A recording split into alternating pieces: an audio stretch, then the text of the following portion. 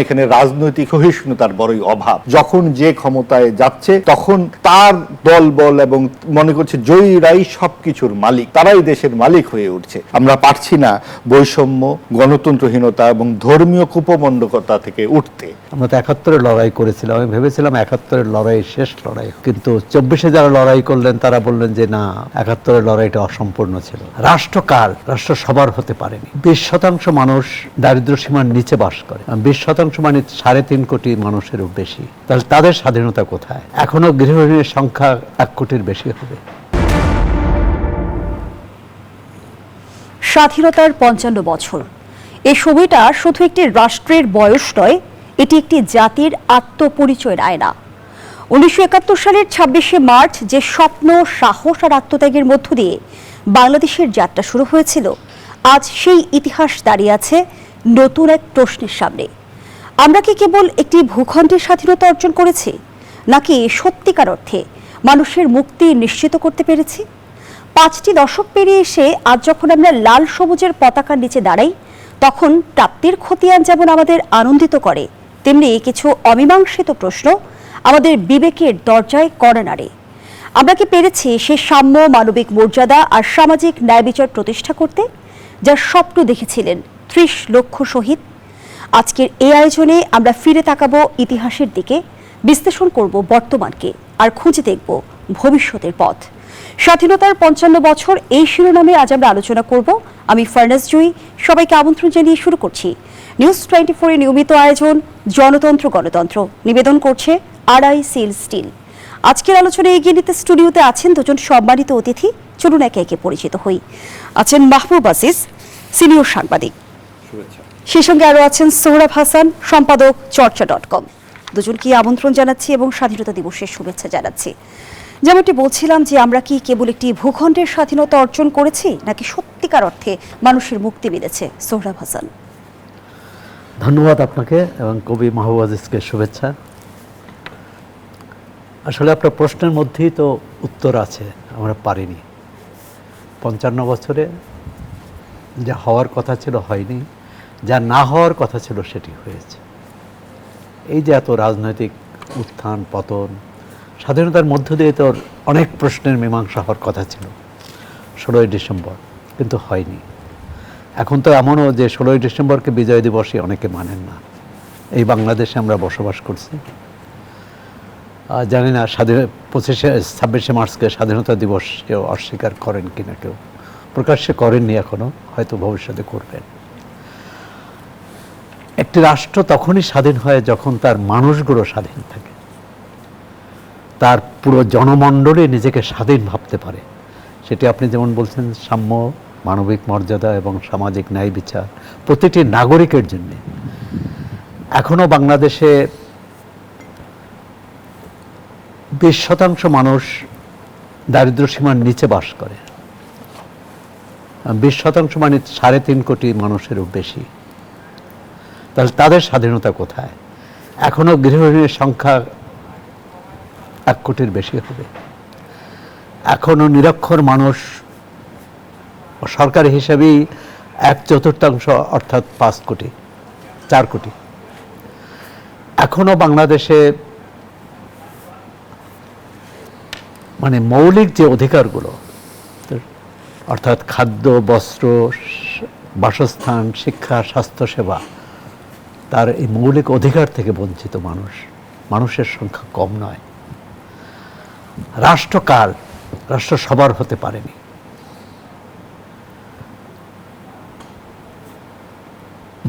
আসাদ চৌধুরীর একটা কবিতা ছিল, বাংলাদেশ কি বলার ছিল, বাংলাদেশ তোমার যা বলার ছিল বলেছি কি তা বাংলাদেশ। তা বাংলাদেশ মানে বাংলাদেশের যে চালক, বাংলাদেশের যে নায়ক, মানে রাষ্ট্র যারা অধিপতি, তারা কথা রাখেননি অথবা রাখতে পারেননি। আমরা কোনো প্রশ্নের মীমাংসা করতে পারিনি। অর্থাৎ মানুষের মৌলিক যে প্রশ্ন, স্বাধীনতা কি, প্রতিটি নাগরিকের স্বাধীনতা যদি নিশ্চিত না হয়, তাহলে ওই দেশ কীভাবে স্বাধীন হয়? আপনি ভূখণ্ডের স্বাধীনতা বলেছিলেন, অনেকে তো বলেন যে ভূখণ্ড স্বাধীন হয়নি, কারণ নানা শক্তির দ্বারা নাকি আমরা অধীনস্থ, তাহলে স্বাধীনতার জন্য আরেকটি লড়াই করতে হবে। আমরা তো ৭১-এ লড়াই করেছিলাম, আমি ভেবেছিলাম ৭১-এর লড়াই শেষ লড়াই হবে, কিন্তু ২৪-এ যারা লড়াই করলেন তারা বললেন যে না, ৭১-এর লড়াইটা অসম্পূর্ণ ছিল। কিন্তু বারবার আমরা গণঅভ্যুত্থানের ভেতর দিয়ে গিয়েছি, গণঅভ্যুত্থান কি সত্যিকার অর্থে পরিবর্তন আনতে পেরেছে, নাকি শুধুমাত্র ক্ষমতার হাত বদল হয়েছে? ক্ষমতার হাত বদল কাদের? মানে যারা যে শ্রেণী ৭২-এর পর ক্ষমতায় ছিল, ৭৫-এর পরও ওই শ্রেণীর মানুষই ক্ষমতায় ছিল, আবার ৮২-এর পরও তারাই ক্ষমতায় ছিল ৯০-এর গণ অভ্যুত্থানের মধ্যে দিয়ে। এটা আসলে চরিত্র বদল হয় না, চেহারা বদল হয়, চেয়ার বদল হয়। এর থেকে বেরিয়ে আসার পথ কি? বেরিয়ে আসার পথ সবার জন্যে একটি মুক্ত পরিবেশ, সবার জন্যে তার মৌলিক চাহিদা, মৌলিক প্রয়োজন, মৌলিক অধিকার নিশ্চিত করা, আর স্বাধীনতার স্বাদ। মানে ৭১ একটা গান ছিল, এদেশ আমার সব মানুষের, কামার কুমার তাঁতি মজুর শ্রমিক কৃষক সব মানুষের দেশ হয়নি। আমরা যদি সব মানুষের দেশ করতে পারি, সেটাই হবে স্বাধীনতার যে ৩০ লাখ মানুষ আত্মাহুতি দিয়েছেন, জীবন দিয়েছেন, তাদের সেই জীবনের আত্মোৎসর্গের সার্থকতা। অসংখ্য ধন্যবাদ জানাচ্ছি জনাব সোহরাব হাসান। জনাব মাহবুব আজিজ, স্বাধীনতার ৫৫ বছরে স্বাধীনতার লক্ষ্য কতটা অর্জিত হলো? জি, ধন্যবাদ, শুভেচ্ছা সোহরাব ভাইকে। আসলে সোহরাব ভাই যেভাবে বললেন সবই ঠিক, যে আমাদের দারিদ্র্য সীমা, নিরক্ষরতা রাষ্ট্র সবার হতে পারেনি। উনি যেই দৃষ্টিভঙ্গিতে বললেন, আমি একটু অন্যভাবে দেখতে চাই, আমরা কি পেরেছি এই ৫৪ বছরে। আমরা কিন্তু পাকিস্তানের চেয়ে গড় আয় ডাবল করে ফেলেছি, আমাদের নারী শিক্ষার হার অনেক বেড়েছে, আমাদের এখানে শিশু মৃত্যুর হার বেড়েছে, আমাদের উন্নয়নের যে চাকাটা যা বলা হয় সেটাও যথেষ্ট অগ্রসর হয়েছিল বা হয়েছে। কিন্তু মূল জায়গাটা কোথায় আমরা পারছি না? আমরা পারছি না বৈষম্য, গণতন্ত্রহীনতা এবং ধর্মীয় কুপমণ্ডকতা থেকে উঠতে। কারণ এখানে রাজনৈতিক সহিষ্ণুতার বড়ই অভাব। যখন যে ক্ষমতায় যাচ্ছে তখন তার দলবল এবং মনে করছে জয়ীরাই সব কিছুর মালিক, তারাই দেশের মালিক হয়ে উঠছে, যেটা আমরা আওয়ামী লীগের ১৫-১৬ বছরে টানা দেখেছি। এবং সেখানে তারা বারবার বলেছে ৭১-এর চেতনা, কিন্তু ৭১-এর চেতনা মানে কি রাতের বেলা ভোট করে নেওয়া? ৭১-এর চেতনা মানে কি একা একা ভোট করা? ৭১-এর চেতনা মানে কি নিজ দলের দলবল নিয়ে সবকিছু লুটপাট করা? তা কিন্তু নয়। এবং নয় বলেই কিন্তু মুক্তিযুদ্ধের ব্যাপারে যেই রকম নানান রকম বিতর্ক করবার সুযোগ পেয়ে যায় এবং একটি দল, একটি সাম্প্রদায়িক গোষ্ঠী, এবং তাকে উস্কানি দেয় এই মব সন্ত্রাসী অন্তর্বর্তীকালীন সরকার। এই মব রাজা ডক্টর ইউনূসের নেতৃত্বে যে ঘটনাটি 18 মাসে ঘটে গেছে, সেটা কিন্তু আমাদের মুক্তিযুদ্ধের একদম উল্টো যাত্রার দিকে আমাদের নিয়ে যায়। এবং সেখানে যেই দৃশ্যটি আমরা দেখলাম মঞ্চস্থ হলো, ৮-৯ মাসে একটা সংলাপের নামে একটা তামাশা হলো। সেখানে 33টি রাজনৈতিক দলের সাথে কথাবার্তা বলে বলা হলো যে জাতীয় ঐক্যমত্য তৈরি হয়েছে, এবং সেখানে আওয়ামী লীগের অনুপস্থিতি নিশ্চিত করা হলো। নিশ্চিত করে সাম্প্রদায়িক শক্তিকে রাজনীতিতে সুপ্রতিষ্ঠিত করবার নানান রকম পদক্ষেপ আমরা দেখতে পেয়েছি, যেটার প্রতিফল আমরা জাতীয় সংসদেও দেখতে পাচ্ছি। যারা মুক্তিযুদ্ধকে স্বীকারই করতে চায়নি দীর্ঘদিন, পুরো জাতির বিরুদ্ধে তারা সশস্ত্র সংগ্রামেই অবতীর্ণ হয়ে গিয়েছিল, তারা এখন প্রধান বিরোধী দলে। কাজেই মুক্তিযুদ্ধের চেতনাটা আসলে কোন পর্যায়ে আছে সেটা অবশ্যই আমাদের ভাবতে হবে। কিন্তু আশার বিষয় হচ্ছে, এইবারের ত্রয়োদশ নির্বাচনের 15 দিন আগে অন্তত বিএনপি বরাবরই মুক্তিযুদ্ধের সপক্ষে দল, বিএনপি কিন্তু মুক্তিযুদ্ধের প্রশ্নে অনড় অবস্থান নিয়েছিল, এবং তাদের যে অবস্থান ছিল সেটা জামায়াতের একেবারে বিপরীত। এবং সেই চেতনার বিনিময়ে কিন্তু মানুষ দিয়েছে, দুহাত ভরে বিএনপিকে ভোট দিয়েছে। এবং সেই ভোটের মর্যাদা বিএনপি কতখানি রাখতে পারে, এই যে চলমান সংসদ শুরু হয়েছে, আমরা 29 তারিখ থেকে আবার দেখব, আমরা কিন্তু আগামীতে সেটা দেখতে চাই যে গণতন্ত্রহীনতা, ধর্মীয় কুপমণ্ডকতা এবং এই যে বৈষম্য পীড়িত যেই রাজনৈতিক একটা আচার পরিণত হয়েছে আমাদের এই রাজনীতি, সেইটাই কিন্তু ৭১-এর চেতনার পরিপন্থী। সেখানে বিএনপি কতখানি কাজ করে, বিরোধী দল হিসেবে জামাত কতখানি ভূমিকা রাখে, এই সব কিছু মিলিয়ে আগামী দিনে আমরা অবশ্যই বুঝতে পারি যে এই 15-16 বছরের যে স্বৈরাচার এবং যে অন্তর্বর্তীকালীন সরকারের প্রতি যে আকাঙ্ক্ষা ছিল সেটা চুরমার করেছে তারা, মুক্তিযুদ্ধের বিরুদ্ধে তারা অবস্থান নিয়েছিল। সব কিছুর পর জাতি আবারও স্বপ্ন দেখতে শুরু করেছে, আমরা সেই স্বপ্নের অংশীদার হতে চাই। এবং আপনি বলছিলেন অর্থনৈতিক প্রবৃদ্ধির কথা, সেই প্রবৃদ্ধির সুফল কি সবার কাছে পৌঁছাচ্ছে? উন্নয়ন আর ন্যায্যতার ফারাক কতটুকু? উন্নয়ন এবং ন্যায্যতার অবশ্যই ফারাক আছে, কিন্তু উন্নয়ন হলে যে কিছু ন্যায্যতা প্রতিষ্ঠিত হবে না তা নয়। যে অবকাঠামো উন্নয়নের যেই সুফল সেগুলো অবশ্যই জাতি হিসেবে আমরা পাবো বা পাচ্ছি, কিন্তু এই উন্নয়নের নামে লুটপাটই যদি বেশি হয়ে যায় সেই জায়গাগুলোতে কিন্তু একটা চেক অ্যান্ড ব্যালেন্সের অভাব ছিল। আপনি দেখুন যে আমরা দেখেছি যে একদিনে 4টি ফ্ল্যাট কেনা হয়ে যাচ্ছে। বেনজির সাহেবের কথা আপনার মনে আছে, আপনার বালিশকান্ডের কথা মনে আছে, এগুলো সব গণমাধ্যমেই এসেছে। এই নানান রকম লুটতরাজ, ব্যাংকগুলো ফোকলা করে ফেলা হয়েছে এবং এই জায়গায় মানুষের যতখানি পাওয়ার কথা ছিল ততখানি পায়নি বলেই বৈষম্য অনেক বেড়ে গেছে এবং সেই জায়গা থেকে ঘুরে দাঁড়ানোর জন্যই কিন্তু 24-এর গণ অভ্যুত্থান ছিল। 18 মাসে আমরা যে তৎপরতা দেখেছি সেটা গণ অভ্যুত্থানের মূল প্রত্যয়ের সাথে কোনোভাবেই যায় না। সেখানে আমরা ফুলে ফেপে দেখতে পেয়েছি যে অনেকে রাজনীতি মানে একটা মৌচাকের মতো একটা ব্যাপারে পরিণত হয়েছে, যেন অর্থবিত্ত কত সহজে কত সংক্ষিপ্ত পথে বিত্তবান হওয়া যায় তারই একটি পথ যেন রাজনীতি। সেই জায়গা থেকে অবশ্যই ঘুরে দাঁড়ানোর একটা পথ আমরা খুঁজে পাবো। সেটাই কিন্তু আমরা ত্রয়োদশ জাতীয় সংসদে আলাপ আলোচনা শুনতে চাই, জবাবদিহিতা শুনতে চাই। এবার যে ঈদ যাত্রাটি আমরা দেখলাম সেটা অত্যন্ত মর্মান্তিক। একমাত্র আকাশপথ ছাড়া যাবতীয় পথে যেভাবে মানুষ মারা গেল এগুলার সব কিছুই কিন্তু আমরা বলি না যে মাত্রই নতুন সরকার সকল দায়িত্ব নেবেন, কিন্তু সরকার কি করে এটাকে অ্যাড্রেস করেন, কিভাবে তারা সরকারে এটাকে জবাবদিহিতার আওতায় আনেন এবং কি পদক্ষেপ তারা নিতে চান, জাতি হিসেবে কিন্তু সবাই সংসদের দিকে তাকিয়ে থাকবে। অসংখ্য ধন্যবাদ জানাচ্ছি জনাব মাহবুব আজিজ। সোহরাব হাসান, যে বৈষম্যের কথা মাহবুব আজিজ তুলে ধরছিল, রাষ্ট্রের পরতে পরতে আমরা বৈষম্য দেখি, সেই বৈষম্য দূরীকরণে রাজনৈতিক দায়বদ্ধতা কতটুকু দেখেন? না, দায়বদ্ধতা থাকবেই, কিন্তু কথা হচ্ছে যে রাষ্ট্রের নীতি কি, বৈষম্যের পক্ষে না বৈষম্যের বিরুদ্ধে। স্বাধীনতার পর একটা সমাজতান্ত্রিক অর্থনীতি ঘোষণা করা হয়েছিল, যদিও সেটি বাস্তবায়ন হয়নি এবং সমাজতন্ত্রের নামেও লুটপাট হয়েছে, যেমন রাষ্ট্রীয় কলকারখানা, এবং সেটি কিছুটা বাঙালি মালিকানা খুবই কম ছিল, পাকিস্তানি মালিকানা ছিল। এক ধরনের রাষ্ট্রের উপর সে রাষ্ট্রকে দায়িত্ব নিতে হয়েছে, কিন্তু রাষ্ট্র দায়িত্ব নেওয়ার পর কি করলেন?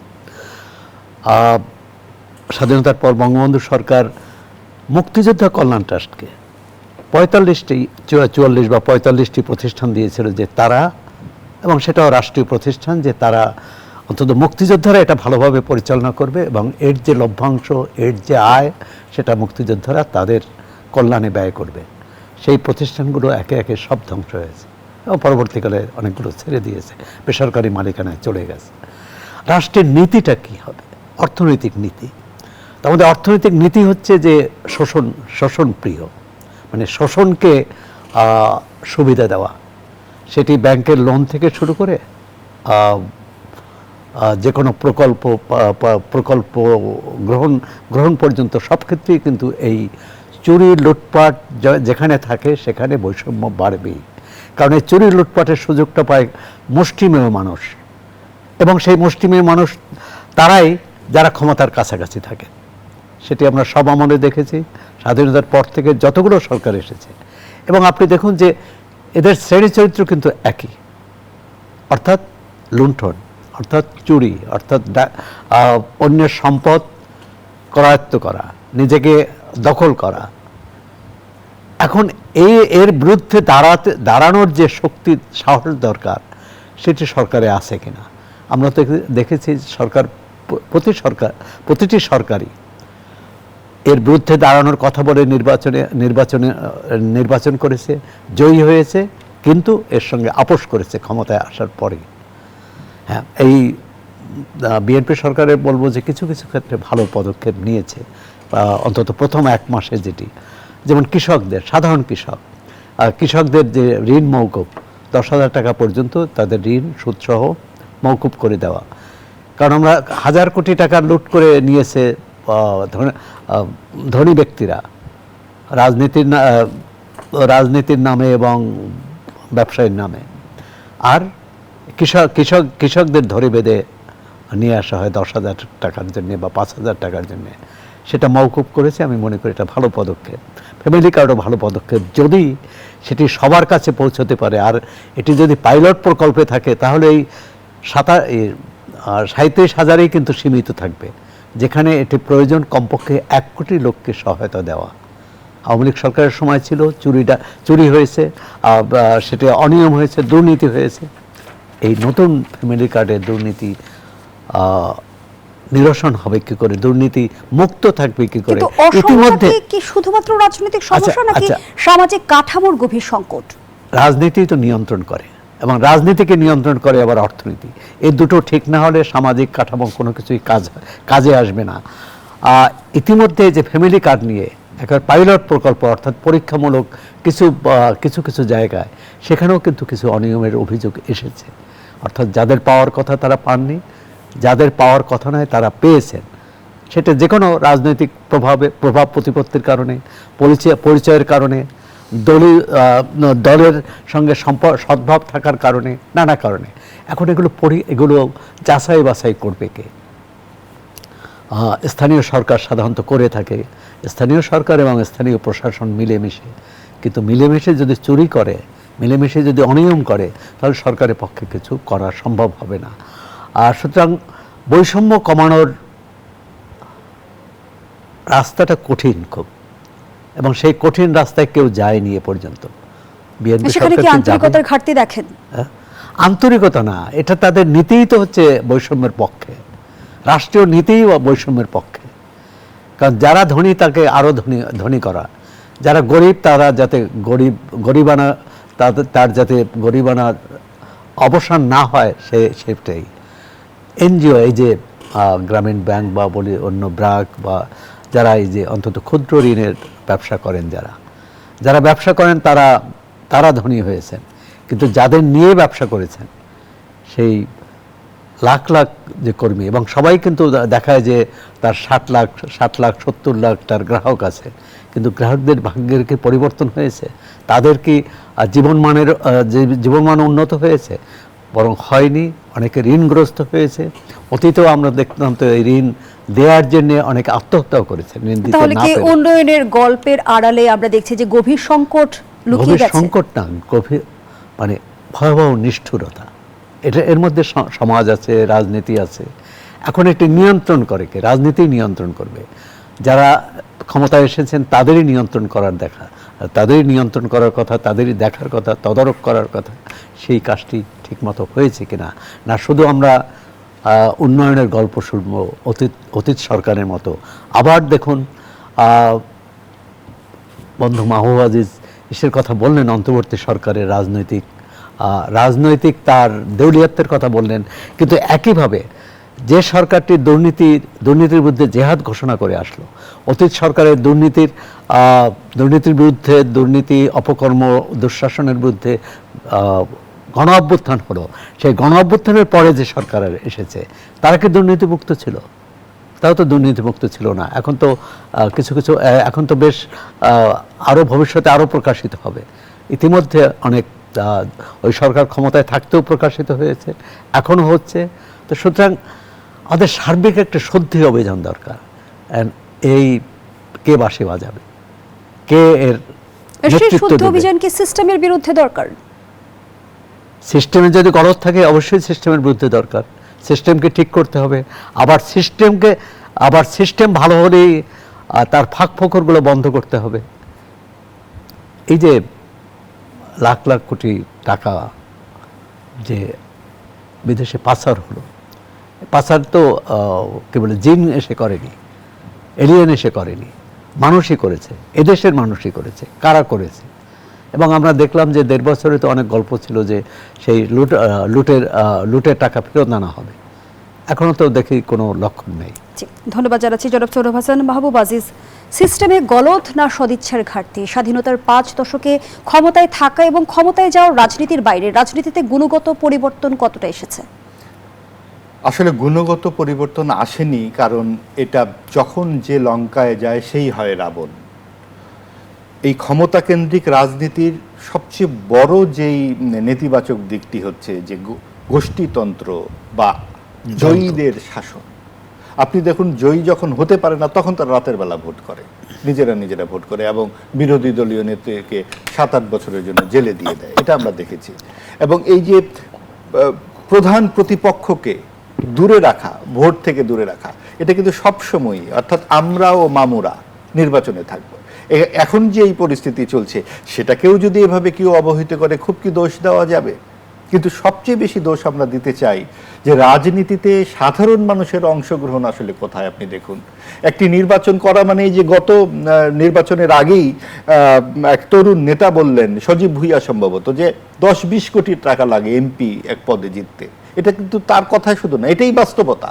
10-20 কোটি টাকা লাগে বলেই আপনার জামায়াতে ইসলামী তাদের কোনো আসনে কোনো নারী প্রার্থী দেয়নি, যেহেতু টাকা পয়সা তাদের কম, এরকমই মনে হয়। বিএনপির ক্ষেত্রেও কিন্তু নারী প্রার্থী খুবই কম ছিল এবং যা ছিল সব বাবা ও স্বামীর পরিচয়ে তারা এসছে।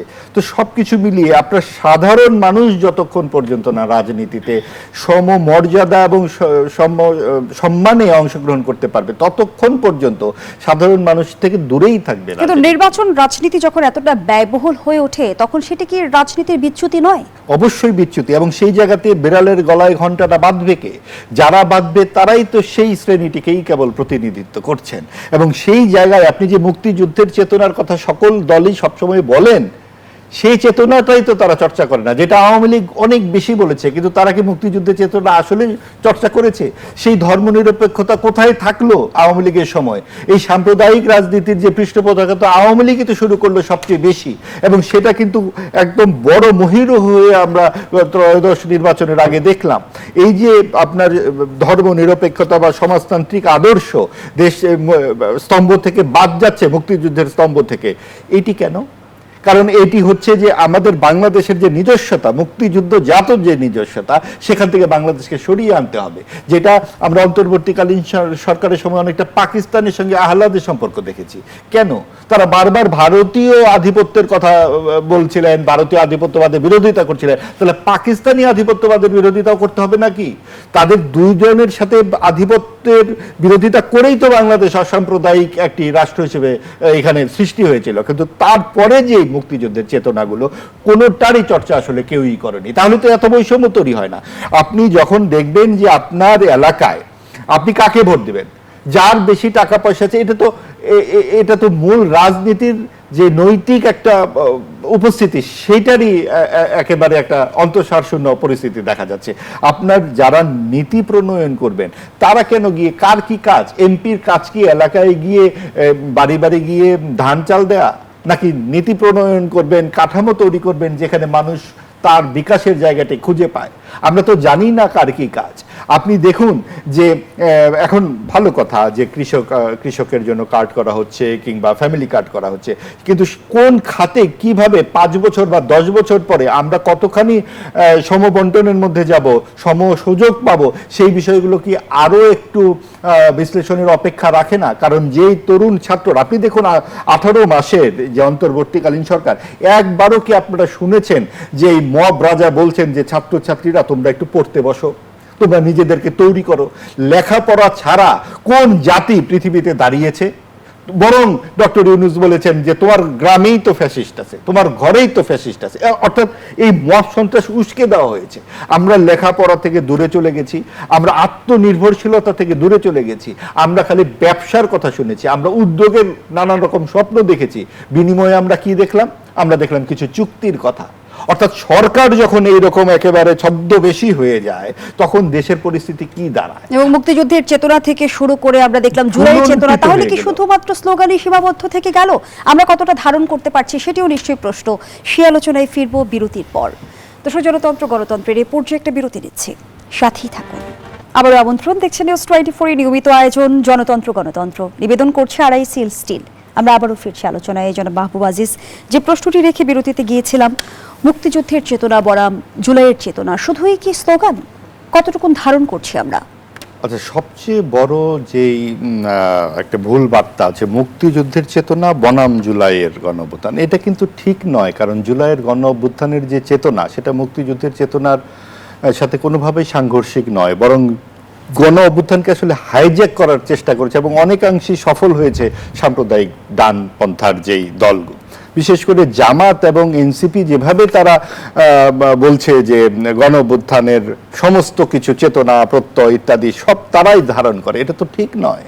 কারণ আপনি দেখুন যে এখন ওই বিষয়ে তো ইতিহাস নিয়ে এত কথা বলবার সময় নেই, তারপরে যদি একটু সংক্ষেপে বলি যে আমরা 2 আগস্ট 3 আগস্ট 4 আগস্ট যে গানগুলো শুনেছি, লক্ষ লক্ষ মানুষের সমাবেশ দেখেছি, সেখানে জন্ম আমার ধন্য হলো, তারপরে নানান রকম দেশপ্রেমের গান, এগুলো কি জামায়াতে ইসলামীর গান? এখানে মানুষ যে তাদের যে গণতন্ত্রের প্রতি আকাঙ্ক্ষা, বিভিন্ন রকমের কর্তৃত্ববাদের বিরুদ্ধে তাদের যে প্রবল তৃষ্ণা, সেইটাই তো তারা প্রকাশ করেছে। এবং আওয়ামী লীগের এই তিনবারের যে একপাক্ষিক নির্বাচন, দুঃশাসন, সেই জন্য লক্ষ লক্ষ মানুষ সমবেত হয়েছে এবং সেটারই একটা পরিণতিতে প্রধানমন্ত্রী পালিয়ে যেতে বাধ্য হলেন। তারপরে যেটা হলো, দেখা গেল যে 3 দিন সরকার ছিল না, 8 তারিখে ফুটবল খেলছিলেন ইউনূস সাহেব কোনো এক দেশে, সেখান থেকে তাকে ধরে এনে, এবং যেই সমস্ত সরকারের যারা উপদেষ্টা হলেন তাদের কোথায় গণ অভ্যুত্থানের সাথে সম্পর্ক ছিল? তারা প্রত্যেকেই তো এনজিও কর্মী অধিকাংশ, এবং প্রত্যেকেই সরকারের সাথে বিভিন্ন ধরনের কাজকর্ম করে গেছেন, যে কোনো সরকারের সাথে, তাদের কাজই তো তাই। কাজে গণ অভ্যুত্থানের প্রত্যয়ের সাথে তাদের কোনো সম্পর্ক না থাকাতে তারা একটা বিকল্প শক্তি হিসেবে আটকা বসেছেন এবং একটা বিকল্প শক্তিকে তারা প্রশ্রয় দিয়েছেন, এবং সেই বিকল্প শক্তিটা আসলে ডানপন্থা। এবং তারা দেখেছেন যে এখানে Syria, Iraq, Yemen, Libya, Pakistan, আফগানিস্তানের মতো করে যদি এইখানে এটা তারা করেছেন কিনা, অথবা একটা অংশ করেছে কিনা আমরা পরিষ্কার জানি না, কিন্তু আমাদের কেন যেন বিভিন্ন অঙ্ক দেখে মনে হয় কোনো একটা শক্তি তৎপর ছিল। নাহলে আপনি 32 নম্বর ভাঙা হবে, এটাকে বুলডোজার পকেটে নিয়ে যাওয়া যায়? আপনার মুক্তিযুদ্ধের ভাস্কর্য ভাঙা হলো, লাগাতার আপনার বিভিন্ন স্থাপনা ভাঙা হলো, ইতিহাস নিয়ে অহেতুক অপ্রয়োজনীয় বিতর্ক শুরু হলো। কোথায় 71 আর কোথায় 24? এবং এই জায়গাতে 71-কে মুখোমুখি দাঁড় করানো হলো, সেটা উদ্দেশ্য প্রণোদিত? অবশ্যই উদ্দেশ্য প্রণীত। 71-এ কোথাও কি বলা হয়েছে ভাই রাতের বেলা ভোট করুন? কোথাও কি বঙ্গবন্ধু বলেছেন যে না আমি কোথাও ভোট দিতে দিব না? এবং মাত্র 3 বছর তিনি সময় পেয়েছিলেন। আপনি একটা প্রশ্ন করুন তো, যারা এই ইতিহাস নিয়ে বিতর্ক করে, যে এই ভারতীয় উপমহাদেশে, এখানে পৃথিবীর ইতিহাসে কোথায় আছে যে দেশের মুক্তিযুদ্ধের যিনি প্রধান নেতা, তার একটা 8 বছরের শিশু সহ 22 জনের পরিবারের সদস্য নির্বংশ করে ফেলার চেষ্টা করা হয়েছে? হত্যাকাণ্ড তো অনেকই ঘটেছে রাষ্ট্রপ্রধানের, ভারতে ঘটেছে, পাকিস্তানি ঘটেছে, বাংলাদেশেও আরো ঘটেছে, কিন্তু এইরকম একদম স্ত্রী পুত্র কন্যা সহ একেবারে সকলকে মেরে ফেলার যে চেষ্টাটা, এটা কেন বলুন? কারণ ওই যে সাম্প্রতিক সময়ে মুক্তিযুদ্ধ নিয়ে কিন্তু নতুন নতুন বয়ানও দেখেছি, বুদ্ধিজীবী হত্যাকাণ্ড নিয়েও কিন্তু আমরা দেখেছি যে ভিন্ন খাতে প্রভাবিত করার চেষ্টা করা হয়েছে, এবং বলা হচ্ছে যে মুক্তিযুদ্ধ ভারতের ষড়যন্ত্রের এক ধরনের ফসল। আসলেই কি তাই? আপনি দেখুন যে এটা সরকারের পক্ষ থেকে বলা হলো, রিসেট বাটনে টিপে দিলাম। হ্যাঁ, আপনি দেখুন যে তাদের সংস্কৃতি মন্ত্রী কোন এক দেশে অস্ট্রেলিয়াতে বসে 2-3টা ফেসবুকে স্ট্যাটাস দিয়ে সংস্কৃতি উপদেষ্টা হয়ে বসেছিল। তারপর কি হলো? তার প্রধান কাজটি দাঁড়ালো বয়ান করা, ভারত কত খারাপ, মুক্তিযুদ্ধের চেতনা মানে কি হয়েছে ইত্যাদি ইতিহাস চর্চা তিনি শুরু করলেন। এবং এরকম প্রত্যেকেই নানান রকম বয়ান শুরু করলেন। সাকিব আল হাসানকে খেলতেই দেওয়া যাবে না, যারা এই কথাটি বললেন তাদের ভূমিকাটা কি এই দেশের জন্য? তা আমাদের যে গত 2 বছর ক্রিকেট খেলা থেকেই আমরা বঞ্চিত হলাম, বিশ্বকাপ থেকে আমরা জাতি হিসেবে খুব বড় অর্জন করলাম, কিন্তু ইতিহাসের দায় চাপিয়ে দিয়ে দায় মুক্তি মেলে কি? কোনোভাবেই মেলে না। বরং এটা একটা সুচিন্তিত পদক্ষেপ ছিল। আপনি একটু ভালো করে চিন্তা করে দেখুন যে আপনি যদি ক্ষমতার বলয়ে বাংলাদেশে যা থাকে, একটা 2 ধারার রাজনীতি ছিল, আওয়ামী লীগ বনাম বিএনপি। এখন যেহেতু আওয়ামী লীগ এই ধরনের একটা দুঃশাসন করে তারা মাঠ থেকে বাইরে আছে, এই সুযোগে এই অন্তর্বর্তীকালীন সরকার একটা বিকল্প শক্তিকে, ডানপন্থাকে এখানে উস্কে দিল, যাতে এরকমও বলা যেতে পারে যে পরিস্থিতি তো অনুকূল নয়, নির্বাচন আরো পিছিয়ে যাক। তাদের একটা অংশের কিন্তু ইচ্ছা ছিল, তাদের কেউ কেউ তো এই নির্বাচনের কথা শুনতেই পারতেন না। কখনো 18 মাস, কখনো 24 মাস, অল্প কিছু সংস্কার হলে ফেব্রুয়ারি মাসে, বেশি হলে জুন মাসে। কি সংস্কারটা তারা করলেন আমরা তো দেখলাম। সংস্কার মানে যে আরো লুটপাট, সংস্কার মানে যে আরো আইন নিজের হাতে তুলে নেওয়া, সংস্কার মানে যে কোনো রকমে আপনার যে একটি মন্ত্রণালয় এমন ঘটনাও ঘটিয়েছে যে ওয়াক ইন ইন্টারভিউ নামে 70,000 টাকার বেতনে চাকরিতে নিয়োগ দেওয়া হয়েছে। অর্থাৎ চাকরি বিধি যে ন্যূনতম সেটাও তারা মানেনি। লুটপাটের সকল ব্যারোমিটার তারা ভেঙে ফেলেছে। তার মানে কি দাঁড়ালো, এই 18 মাস অনায়াসে আরো কম সময়ে নির্বাচনটা দেওয়া হতো। বিএনপি একটা ম্যাচিউর দল হিসেবে তারা বুঝে শুনে সংস্কারের পক্ষেও তারা ছিল, এবং সব তার কারণ তারা 31 দফা আগে দিয়েছিল। আপনি দেখুন কতখানি তারা কর্তৃত্ববাদী মানসিকতার, যে যুক্তরাষ্ট্র থেকে তারা লেখাপড়া করে এসেছে এবং তারা বলছে যে একটা সার্বভৌম সংসদকে 180 দিনের মধ্যে এই পাস করতে হবে, নাহলে অটোমেটিক পাস হয়ে যাবে, এই কথাও তারা বলেছিল। তোমরা কে এই কথা বলার? তোমাদের ম্যান্ডেট কোথায়? তোমরা কারা? তোমাদের তো বাংলাদেশে পাসপোর্টই নাই। তোমরা এসেছো আমাদেরকে নসিহত করতে, কারণ আমরা এখানে লেখাপড়া জানি না, আমরা ভালো মতো কিছু দুনিয়া সম্পর্কে জানি না, আমাদেরকে এখন একটা ধর্মীয় সাম্প্রদায়িকতার মধ্যে বসিয়ে রাখতে হবে, যেটা আফগানিস্তানে করা হয়েছে।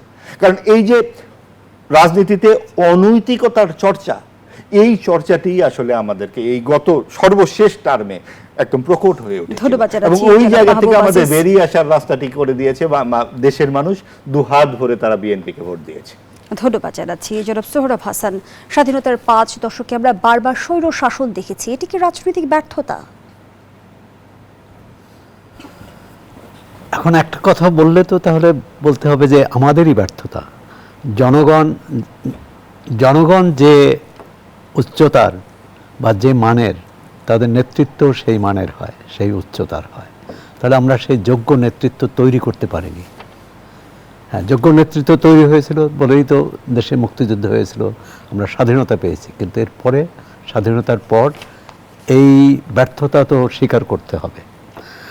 অথবা বাঙালি বোধহয় একসঙ্গে থাকতে অভ্যস্ত নয়। আপনি দেখুন, প্রতিটি গণ অভ্যুত্থানের পর গণ অভ্যুত্থান হয় ঐক্যবদ্ধভাবে, ঐক্যবদ্ধ হয়েই কিন্তু স্বৈরশাসনের অবসান ঘটায়। তারপর আর ঐক্য নেই। এখন জামাত ইসলামী এবং বিএনপির অবস্থান কি? মুখোমুখি, একে অপরকে শত্রু মনে করে। এবং জামাত ইসলামের নেতারা তো প্রকাশ্যে বলেন যে বিএনপি হচ্ছে পুরোপুরি ভারতের ক্রীড়নক, মানে ভারতের আশীর্বাদে তারা এসেছেন এবং ভারতের আশীর্বাদ, এবং তারা নির্বাচনের ফলাফলটাও মানছেন না। এই যে প্রতি শত্রু তত্ত্ব, আমি পরাজিত হলেই, আমি হেরে গেলেই যে অন্যের জয়কে সহজভাবে না দেখা বা জয়কে মেনে না নিতে পারা, তো শেখ হাসিনা এখানে সহজ পথ করেছিল যে যাতে তার প্রতিপক্ষ নাই থাকে নির্বাচনে, একতরফা নির্বাচন করেছিল। আর এখন নির্বাচন প্রতিদ্বন্দ্বিতামূলক হয়েছে, কিন্তু পরে যে ফলাফল চুরি হয়ে গেছে, মানে তাদেরকে জোর করে হারানো হয়েছে। মানে এই মনস্তত্ত্ব যে রাজনৈতিক দল বা শক্তির থাকে, এ দিয়ে খুব বেশি আগানো যাবে না। এবং আমরা তো সামনে ভয়াবহ বিপদ দেখছি। মহোদয় বলছিলেন যে এই 8.5 মাস বা 1.5 বছর ধরে জাতীয় ঐক্যমত্য কমিশন, দেশি বিদেশি অনেকেই আসছিলেন। দেশি বিদেশি আমি সেই বিতর্কের চেয়েও তারা কি দিয়েছেন, এখন তো জুলাই সনদ প্রশ্নের মুখে। জুলাই সনদ আদৌ পাশ হবে কিনা এটা নিয়ে প্রশ্ন এসেছে।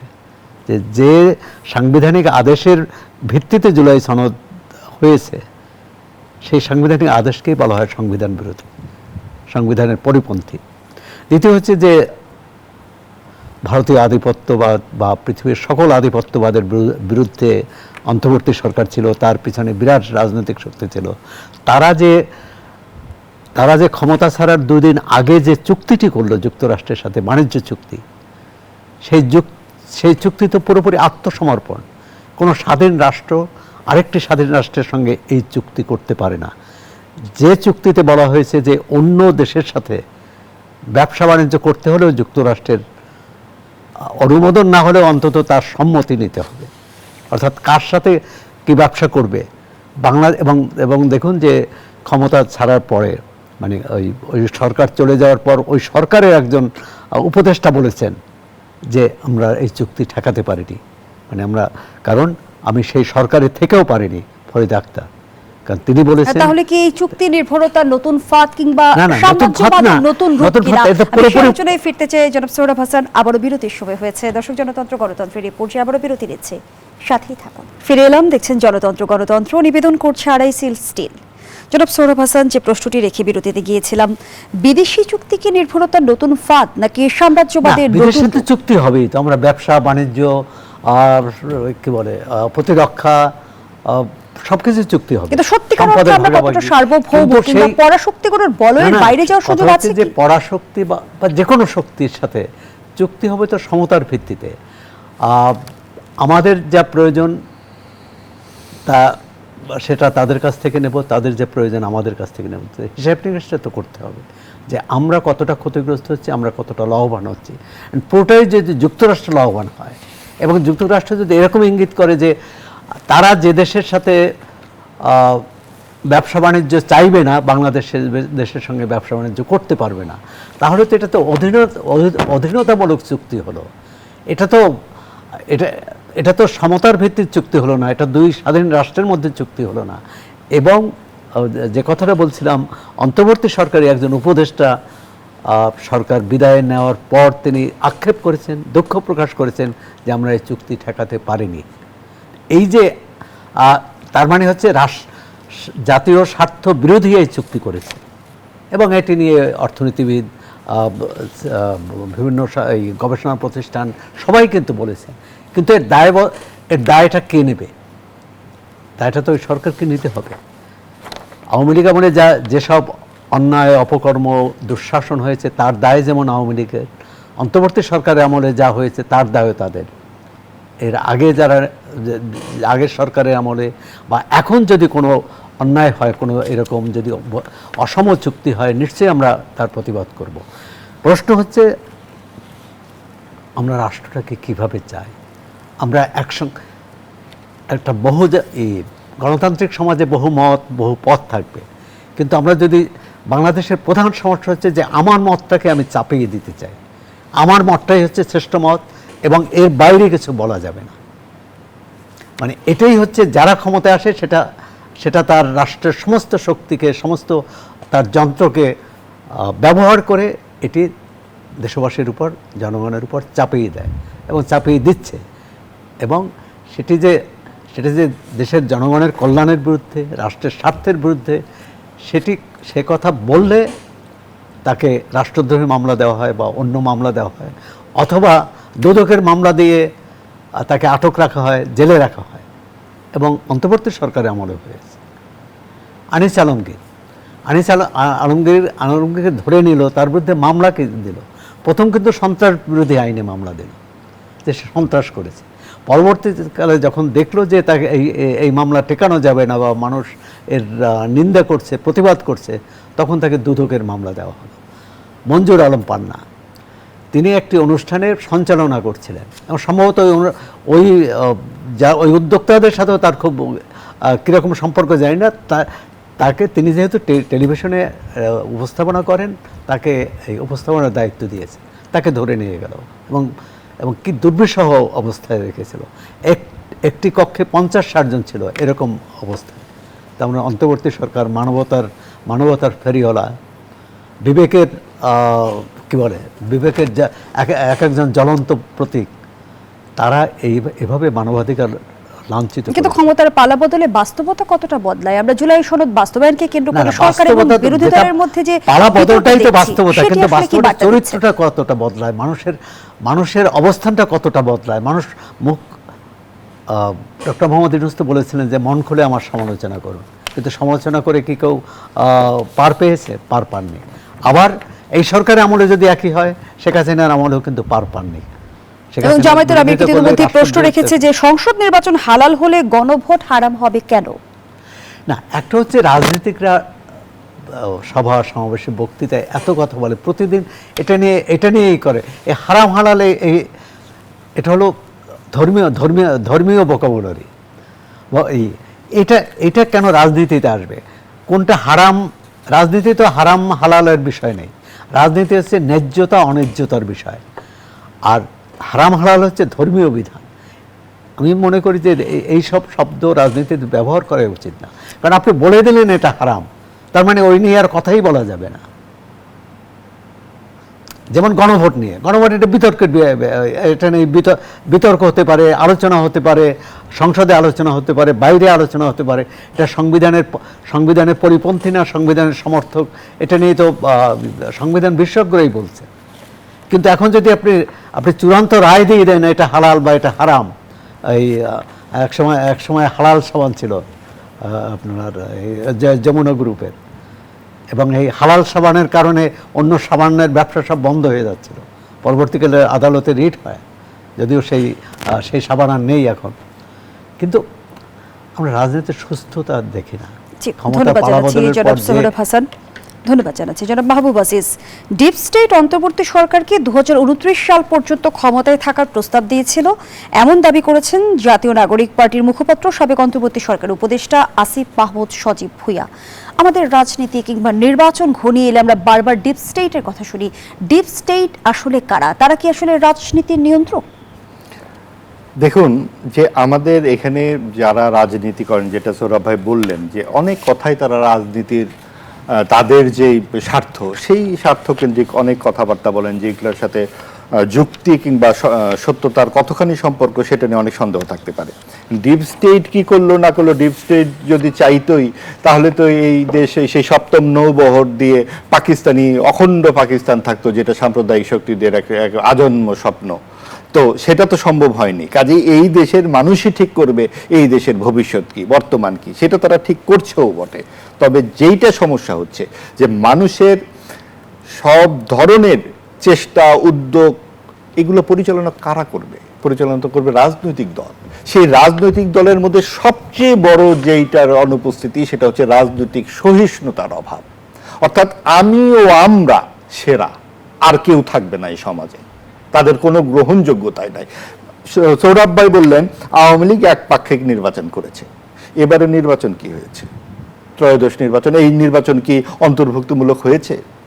সর্বশেষ যে গ্রাহ্য নির্বাচনগুলোতে আওয়ামী লীগের ভোট ছিল শতকরা 40% মতো। এই দলটি যে নির্বাচনে নাই, আপনি কি করে বলবেন এখানে সকল দলের অংশগ্রহণ হয়েছে? কাজে এটা বলা যায় না। কিন্তু আওয়ামী লীগ যেহেতু একটা গণহত্যার শিকার হয়ে তারা করেছে এবং তারা নানান রকম অপশাসন দুঃশাসন করেছে, সে বটে। কিন্তু একটা অন্তর্বর্তীকালীন সরকার কি কারণে, আপনি দেশের মানুষকে লাল কার্ড দেওয়ার ব্যবস্থা করে দিতেন, যে জাতীয় পার্টিকে তারা যেভাবে বিদায় করে দিয়েছে, আওয়ামী লীগকে দিত তারা ভোট। কেন আওয়ামী লীগকে এত ভয়? এবং সেই জন্যই আমরা আগামীতে একটা অন্তর্ভুক্তিমূলক সমাজ দেখতে চাই, এবং সেটার দায়িত্ব নিতে হবে কিন্তু এই 2/3 বিজয়ী হয়ে এসছে যে বিএনপি, তাকে। এখন বিএনপি যদি মনে করে না আমাদের জন্য সুবিধাজনক হচ্ছে জামাত কিংবা আওয়ামী লীগ যেমন মনে করতো জাতীয় পার্টি আমাদের জন্য সুবিধাজনক, এটা দুর্বল, অপেক্ষাকৃত দুর্বল, বা নিজেদের মতো করে এক ধরনের সমঝোতামূলক একটা পরিস্থিতি যদি আগানো যায়, এই সমঝোতার যে গণতন্ত্র, সেটা কি বিপর্যয় ডেকে আনে, সেটা কিন্তু আমরা পুতুল বিরোধী দল জাতীয় পার্টিকে দেখেছি। এবং সেই জায়গায় সেই যে সৌরভ ভাই বললেন যে মানবতার ফেরিওয়ালা অন্তর্বর্তীকালীন সরকার, কিন্তু ওটা জানতো বলেই একটু তরতাজা বিরোধী দল বানিয়ে দিয়ে গেছে।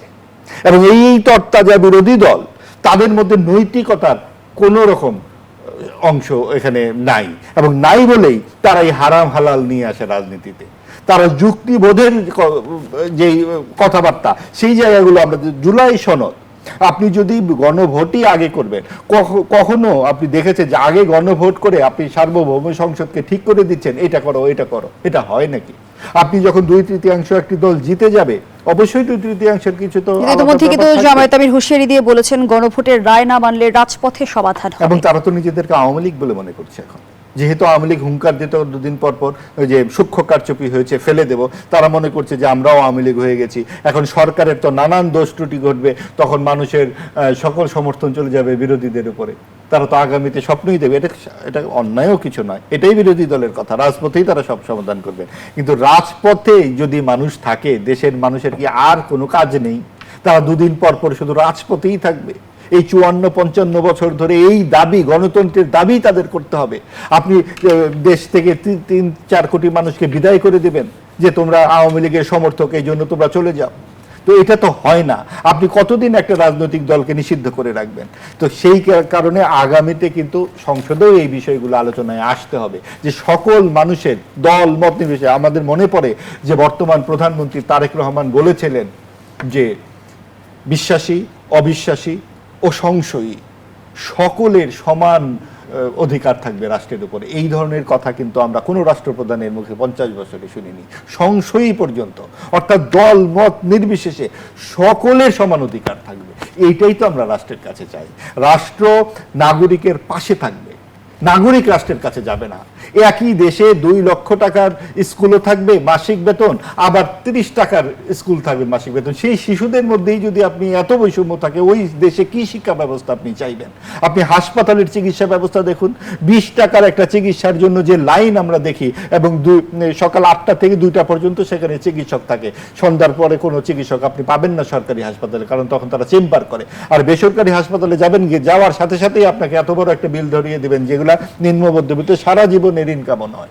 কাজেই এই দেশের যে শিক্ষা, স্বাস্থ্য, ন্যূনতম যে অধিকারগুলো, রাষ্ট্র তো সেগুলাই নিশ্চিত করতে পারছে না। কাজেই রাজনীতিবিদদের কাছে বুঝতে হবে যে রাজনীতি মানে হচ্ছে মানুষের জন্য কাজ করা। সেটা নিজের পরিবারের অর্থবিত্ত বানানো, সুইজারল্যান্ডের ব্যাংক করা নয়। সেটা নাকি অন্তর্বর্তীকালীন সরকারের সরকারেরাও করেছেন। অসংখ্য ধন্যবাদ জানাচ্ছি মাহবুব আজিজ, ধন্যবাদ জানাচ্ছি সোহেল হাসান। আমাদের আয়োজনের একেবারেই শেষ পর্যায়ে। দর্শক, এখানেই শেষ করছি গণতন্ত্রের আজকের আয়োজন। ধন্যবাদ এতক্ষণ আমাদের সাথে থাকার জন্য।